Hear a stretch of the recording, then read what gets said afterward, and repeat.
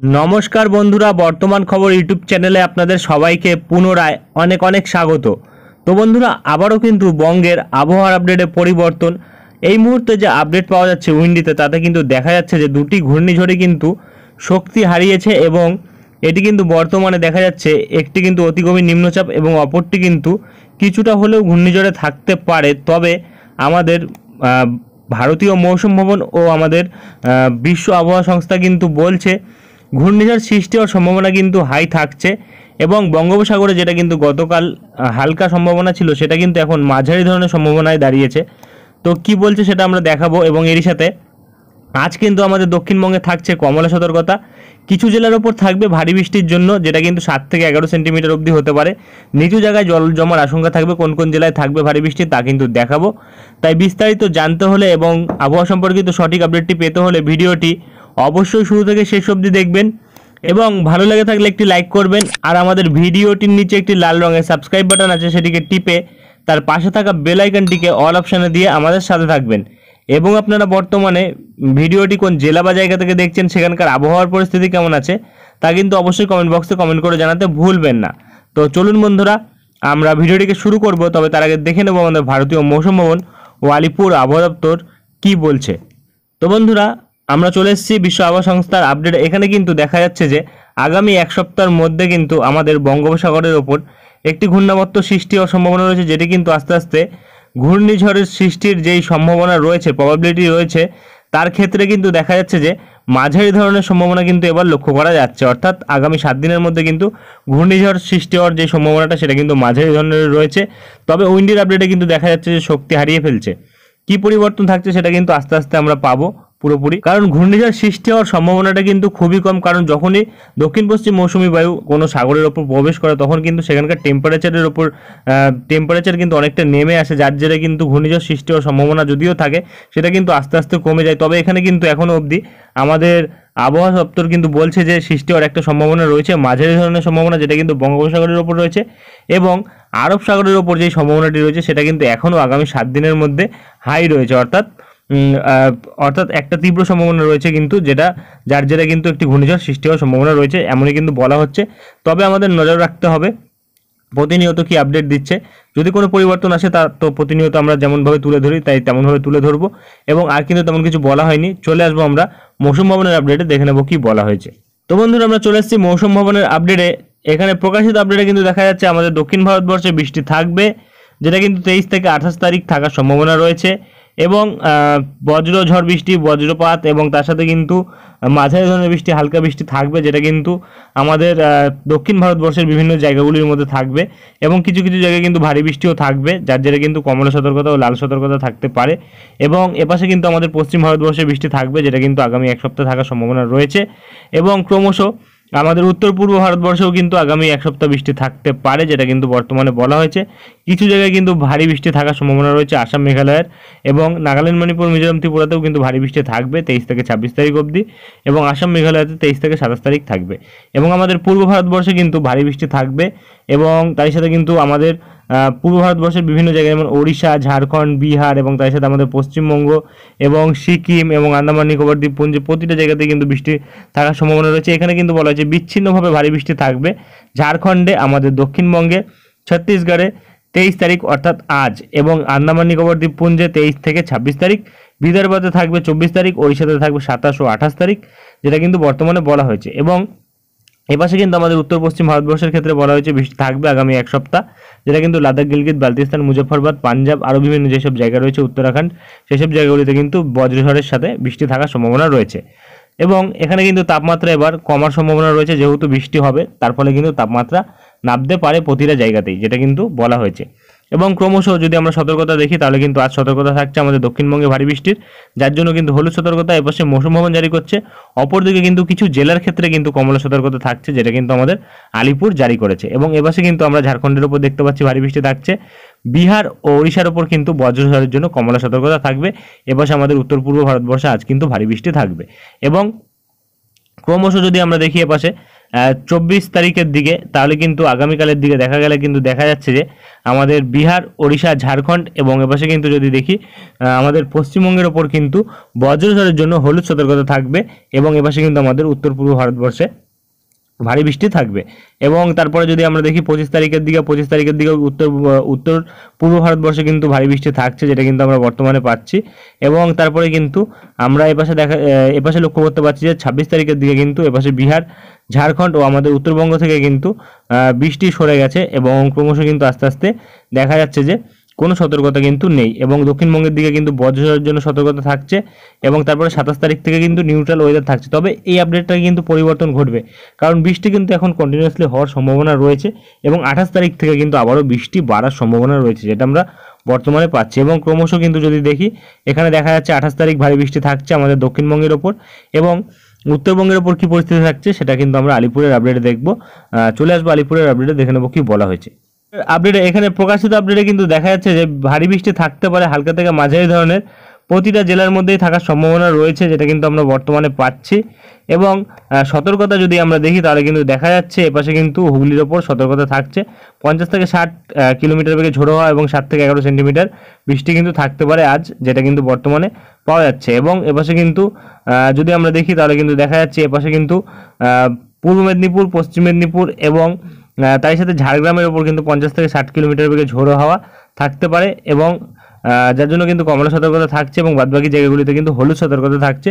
শুধুমাত্র 7 থেকে 11 সেন্টিমিটার ভারী বৃষ্টি কিন্তু হুগলির ওপর থাকার সম্ভাবনা রয়েছে, যেটা কিন্তু বর্তমানে পাওয়া যাচ্ছে। এবং মোটামুটি সতর্কতা কিন্তু আমরা পাচ্ছি, এখানে দেখা যাচ্ছে প্রায় 26 তারিখ অবধি কিন্তু সতর্কতা থাকছে। তবে 28 তারিখ থেকে কিন্তু আবারও ভারী বৃষ্টি প্রবেশ করতে পারে, যেটা কিন্তু আমাদের উত্তর 24 পরগনা এবং দক্ষিণ 24 পরগনা এবং তার সাথে পূর্ব মেদিনীপুর, পশ্চিম মেদিনীপুর এই জেলাগুলির মধ্যে কিন্তু 7 থেকে 11 সেন্টিমিটার ভারী বৃষ্টি থাকার সম্ভাবনা রয়েছে, যেটা কিন্তু বর্তমানে পাওয়া যাচ্ছে। এবং এপাশে কিন্তু মৎস্যজীবীদের জন্য কিন্তু এখনও অবধি তেমন কোনো সতর্কতা নেই। তো চলে আসবো আমরা উত্তরবঙ্গের আপডেটে, দেখে নেবো কী বলা হয়েছে। তো বন্ধুরা আমরা চলে এসেছি উত্তরবঙ্গের আপডেটে। এখানে প্রকাশিত আপডেটে কিন্তু দেখা যাচ্ছে যে বৃষ্টি থাকবে আমাদের দার্জিলিং, জলপাইগুড়ি, কালিম্পং, আলিপুরদুয়ার, কুচবিহার এবং উত্তর দিনাজপুর, দক্ষিণ দিনাজপুর, মালদা প্রতিটা জায়গাতে কিন্তু বৃষ্টি থাকবে আজ। এবং তারপরে কিন্তু দেখা যাচ্ছে যে আগামীকাল কিন্তু কোনো সতর্কতা থাকবে না এবং তারপরে কিন্তু 25 তারিখ এবং তার সাথে কিন্তু 26 তারিখ সতর্কতা থাকবে এবং 27-28 তারিখ কিন্তু তেমন কোনো সতর্কতা নেই। তবে আমরা উইন্ডির আপডেটে যদি দেখি অনেকটা কিন্তু পরিবর্তন পাবো। তো চলে আসবো উইন্ডির আপডেটে, দেখে নেবো কী পরিবর্তন ঘটেছে। তো বন্ধুরা আমরা চলে এসেছি উইন্ডির লাইভ স্ক্রিনে রয়েছে আমরা এই সিএমডব্লিউ মডেল বজ্র বৃষ্টি মোডে। তো যেটা আমরা পাচ্ছি দেখা যাচ্ছে যে এই মুহূর্তে কিন্তু আমাদের দক্ষিণবঙ্গের ওপর যদি আজ দেখি তাহলে কিন্তু দেখা যাচ্ছে বৃষ্টির সম্ভাবনা রয়েছে, দুপুরবেলার দিকে ভারী বৃষ্টি থাকতে পারে। এপাশে কিন্তু বজ্রপাতের সাথে গোসা বা জয়নগর, মাজিলপুর অর্থাৎ দক্ষিণ 24 পরগনার ওপর কিন্তু বৃষ্টি থাকার সম্ভাবনা রয়েছে এবং এপাশে কিন্তু বারুইপুর এবং আমাদের উত্তর 24 পরগনা, কলকাতা, হুগলি এবং নদিয়া এবং তার সাথে কিন্তু হাওড়ার দিকে হালকা বৃষ্টি থাকবে। এবং এপাশে কিন্তু যদি দেখি পূর্ব বর্ধমান এবং মুর্শিদাবাদ এবং বীরভূমের দিকে কিন্তু বৃষ্টি থাকার সম্ভাবনা রয়েছে, যেটা আমরা বর্তমানে পাচ্ছি। এবং বৃষ্টির পরিমাণ কতটা থাকতে পারে তার জন্য আমাদের বৃষ্টির পরিমাণের উপর নজর রাখতে হবে।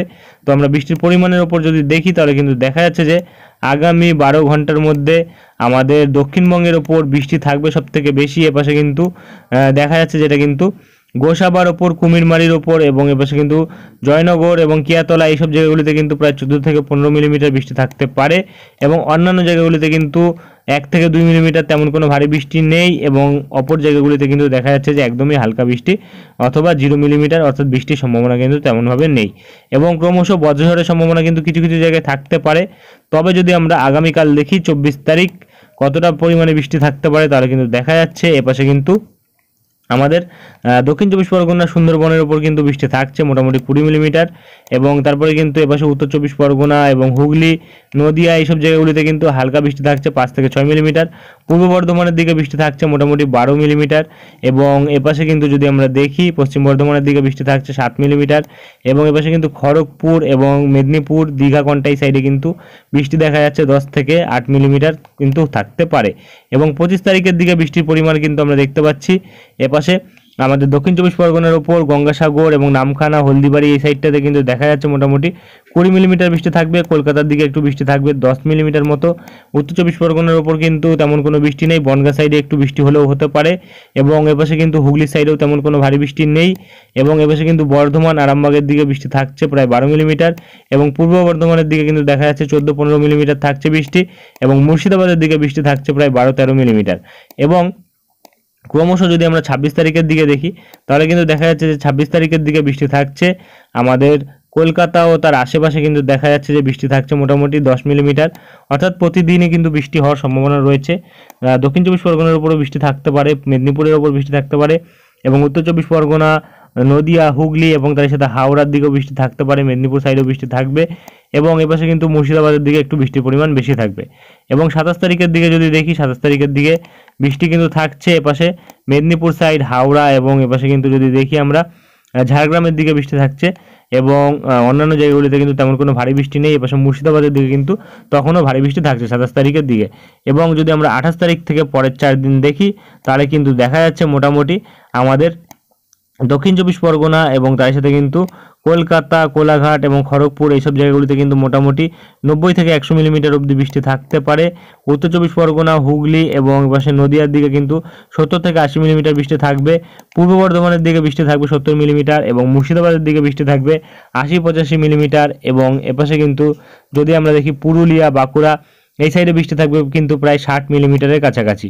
অর্থাৎ 28 তারিখ থেকে পরের 4 দিনে কিন্তু যখন এই নিম্নচাপের প্রভাবে বৃষ্টি হবে তখন কিন্তু দেখা যাচ্ছে মোটামুটি বৃষ্টির পরিমাণটা কিন্তু প্রায় 80-100 মিলিমিটার হবে মোটামুটি 4 দিন মিলিয়ে। এবং তারপরে যদি আমরা দেখি পরের 8 দিনে তাহলে কিন্তু দেখা যাচ্ছে যে কলকাতা ও তার আশেপাশে কিন্তু বৃষ্টি থাকছে প্রায় 90-100 মিলিমিটার, অর্থাৎ তেমন কোনো পরিবর্তন কিন্তু নেই। অর্থাৎ 28 তারিখ থেকে পরের 4 দিন অর্থাৎ 1 তারিখ অবধি কিন্তু মোটামুটি বৃষ্টি হওয়ার সম্ভাবনা রয়েছে। এবং অপর দিনগুলিতে যদি আমরা 1 তারিখের পর থেকে দেখি পরের 4 দিন তাহলে কিন্তু দেখা যাচ্ছে যে তেমন কোনো ভারী বৃষ্টির সম্ভাবনাই কিন্তু নেই, একদমই হালকা বৃষ্টি কিন্তু লক্ষ্য করতে পারছি, কারণ বৃষ্টির পরিমাণ কিন্তু তেমন কোনো পরিবর্তন থাকছে না। এপাশে বাংলাদেশের ওপর কিন্তু বৃষ্টি তখনও হবে, ভারী বৃষ্টি হবে সিলেটের সাইডে, এপাশে আসামের সাইডে এবং মেঘালয়ের সাইডে ভারী বৃষ্টি থাকবে, যার জেরে কিন্তু বন্যা আশঙ্কা থাকতে পারে। এবং এরপরে কিন্তু যেটা আমরা পাচ্ছি আমাদের উত্তরবঙ্গের দিকে কিন্তু মোটামুটি 28 তারিখ থেকে পরের 8 দিনে বৃষ্টি থাকবে আলিপুরদুয়ার, কুচবিহারে মোটামুটি 130 মিলিমিটার। এপাশে কিন্তু দার্জিলিং, শিলিগুড়ি এই সাইডে কিন্তু প্রায় 280 মিলিমিটার বৃষ্টি হবে, যার জেরে কিন্তু এই জায়গাগুলিতেও কিন্তু ভারী পরিমাণে বৃষ্টির আশঙ্কা লক্ষ্য করা যাচ্ছে। এবং মালদার দিকেও ভারী বৃষ্টি হবে, প্রায় 100 মিলিমিটারের মতো বৃষ্টি হতে পারে 28 তারিখ থেকে পরের 8 দিনে। এবং তার আগে যদি আমরা দেখি তার আগেও কিন্তু ভারী বৃষ্টি থাকবে আমাদের উত্তরবঙ্গের ওপর কিন্তু ভারী বৃষ্টি থাকবে, যেটা কিন্তু আমরা বর্তমানে পাচ্ছি।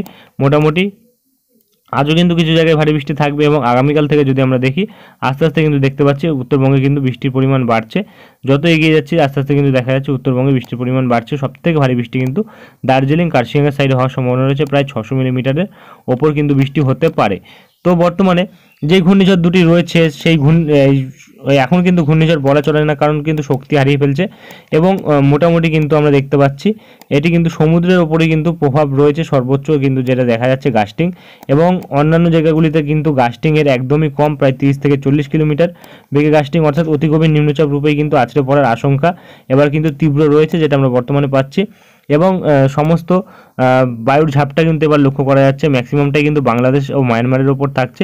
আমাদের দক্ষিণবঙ্গের ওপর কিন্তু শুধুমাত্র 31 তারিখ থাকতে পারে বৃষ্টির সাথে, যার জন্য কিন্তু এপাশে কলকাতা, উত্তর চব্বিশ পরগনা, দক্ষিণ চব্বিশ পরগনা, হাওড়া এবং পূর্ব পশ্চিম বর্ধমান এবং হুগলি, নদিয়া এবং মুর্শিদাবাদের দিকে বায়ুর ঝাপটা কিন্তু থাকার সম্ভাবনা রয়েছে, যেটা কিন্তু বর্তমানে পাওয়া যাচ্ছে। এবং মেদিনীপুরের সাইডেও থাকবে বায়ুর ঝাপটা, এবং তারপরে কিন্তু আর তেমন কোনো বায়ু ঝাপটা লক্ষ্য করা যাচ্ছে না, এবং আস্তে আস্তে কিন্তু এর প্রভাব কমে যাবে। এবং মোটামুটি কিন্তু আমরা দেখতে পাচ্ছি এই ঘূর্ণাবর্তটি কিন্তু সর্বোচ্চ প্রভাব কিন্তু থাকছে মোটামুটি দেখা যাচ্ছে প্রায় 30-31 তারিখের দিকে, যেটা কিন্তু বাংলাদেশের উপর থাকছে, এবং সমুদ্রের উপর কিন্তু গাস্টিং মোটামুটি কিন্তু আমরা দেখতে পাচ্ছি প্রায় 75-76 কিলোমিটার প্রতি ঘন্টায় কিন্তু থাকছে।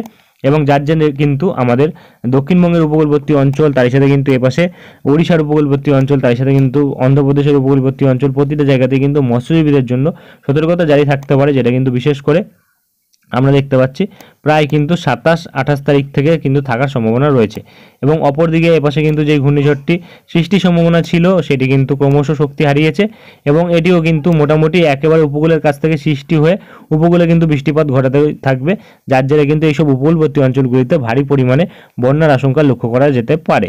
এবং এই মুহূর্তে কিন্তু আর তেমন কোনো পরিবর্তন নেই। এরপরে যদি কোনো পরিবর্তন আসে তা আমরা তুলে ধরবো। আজকের ভিডিওটি আমরা এখানেই শেষ করছি। দেখা হবে নেক্সট ভিডিওতে। ধন্যবাদ।